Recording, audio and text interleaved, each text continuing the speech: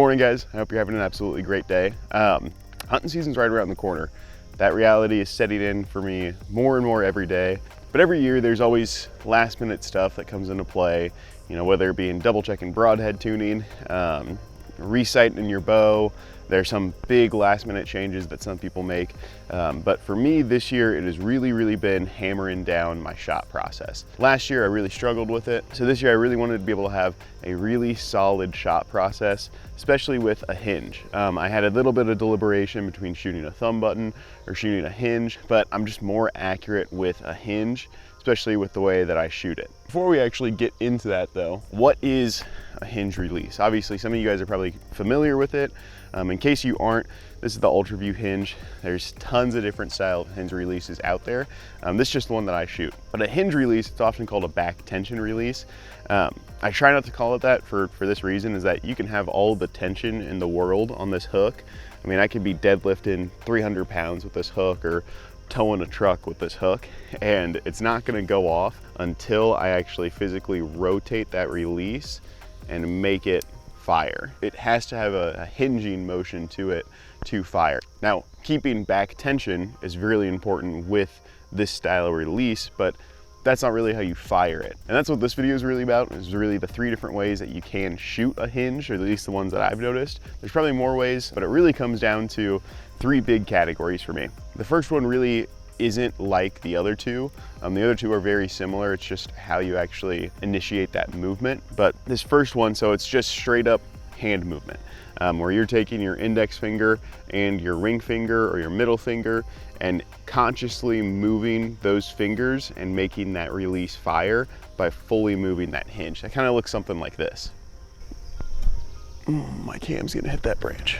Okay, so if I'm back on this release, at full draw, you're taking your whole hand movement and moving your index finger and a ring finger to make that release fire.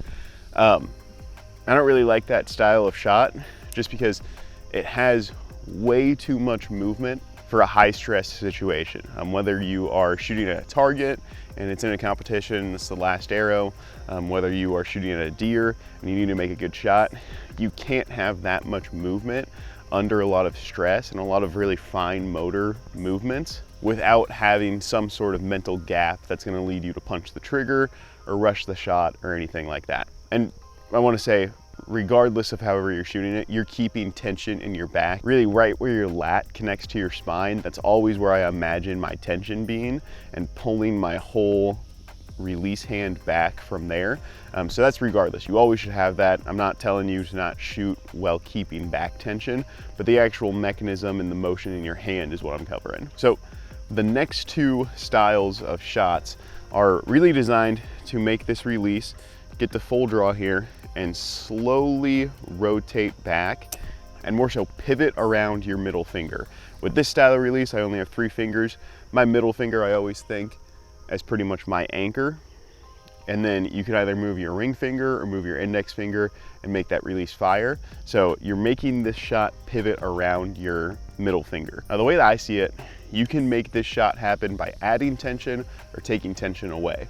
The way you're doing that is by either adding tension with your ring finger or relieving tension with your index finger. Both those with pressure on this release are gonna make the release and the shot break in the same way. It just really depends on what's comfortable for you. Now, the way that I think of it is that if you are, let's say at the gym and you're deadlifting, you have 405 pounds on the bar. I wish I could lift that much. And you go down to pick it up. On your way up, you're adding tension to your body while you're pulling that barbell up to meet at the peak of your lift. There's a lot of tension, and it's really hard to do that slowly. You obviously want to put a lot of force in and just have that lift take you at whatever speed it can. On the flip side of that, if I'm at the top of my lift and I'm letting down that weight, or even if I just magically start with the 405 pounds up at the top of my lift and I have to drop it down, I can do that a lot more slow because I'm taking that tension out of my body.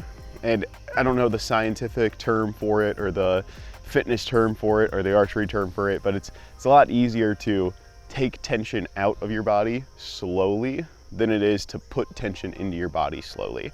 It's because when you're wanting to put tension into it, your body just wants to rush and flex and put that tension into your body.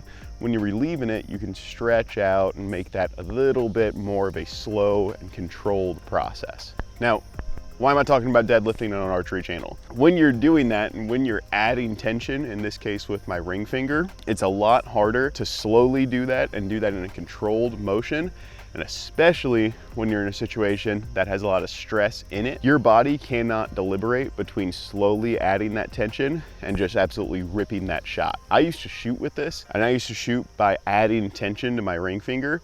And I actually missed a deer last year because I was not able to slowly add that tension in my head in a high stress hunting shot environment. Now, obviously it comes down to the person, but I really do think, especially just from shooting in a couple competitions and a couple high stress shots, just this year alone with this new shooting style of mine that I'll get to in a second here, it's a lot easier. But I'll go through a shot on adding tension to your ring finger and just kind of showing what that looks like. It really looks the same as this next style I'm about to show. I'll just go ahead and talk you through it. So, go ahead at full draw here. I'm gonna drive to my click, and now I'm on target, and I'm gonna start adding tension with my ring finger, keeping the tension even with my other two fingers. There we go. Shot breaks, looks good. Initial thoughts with that even is that it feels a lot faster and it feels a lot more sensitive doing that. Now, the third way to shoot a hinge, and really the way that I think is the best way to shoot out of these three, is basically gonna be the same style of shot as the second one, where you have that pivot on your middle finger, except you are relieving tension with your index finger to make that release rotate. I think it's a lot more comfortable. It's a lot easier to do it slowly. It's a lot easier to do it in a relaxed manner. I mean, to slowly release your finger, you have to be in a relaxed state, and it's almost impossible to punch. Now, I don't want to say absolutely impossible, because I'm sure I would find a way, or I'm sure someone would find a way to punch this trigger pretty bad by relaxing your index finger. But if you absolutely cut off the thought from using your ring finger to make that release fire by adding tension and rotating it and kind of dumping off into that release, if you're relieving tension with your index finger, it's really, really hard to do that fast, because if anything, when you panic, that tension is just gonna build back up into your index finger, and it's gonna make that release just go back through the shot to the start. So you can then slowly start to release again. Obviously, you don't wanna have any form of target panic happen, but worst case scenario, if it does, you're most likely not gonna punch the shot. So I'll go ahead and show you this shot here, kind of what I go through with it and how I make that shot break. Alrighty, I'm at full draw here, drive to my click. Now I'm on target, and right about here, I make the cue to just start relaxing my index finger.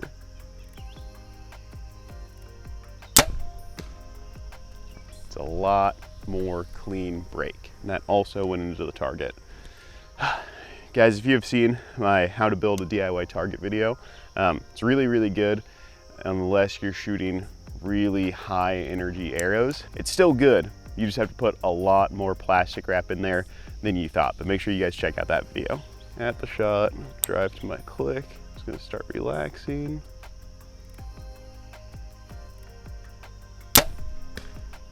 Boom, just like that.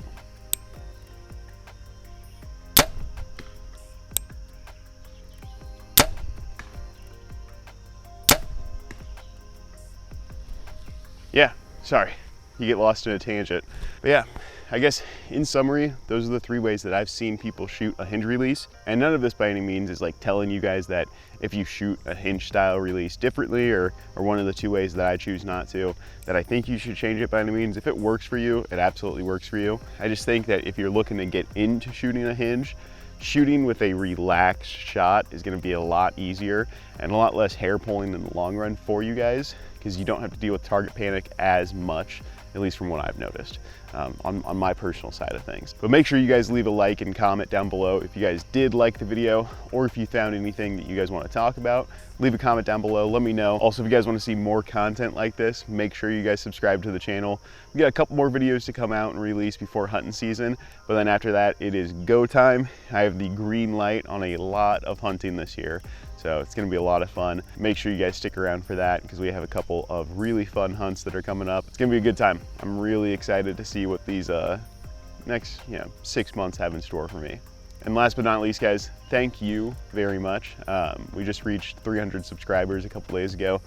Super small milestone, don't get me wrong. It's just pretty cool, you know. I always like to see stuff like that, even if it's not really like a big thing, you know. To me, it's pretty fun. You know, the fact that 300 people are listening to these videos and, you know, engaging enough to subscribe to the channel to at least know when I upload to watch these videos, it means a lot to me. So if you guys are one of those 300 people, I really appreciate it.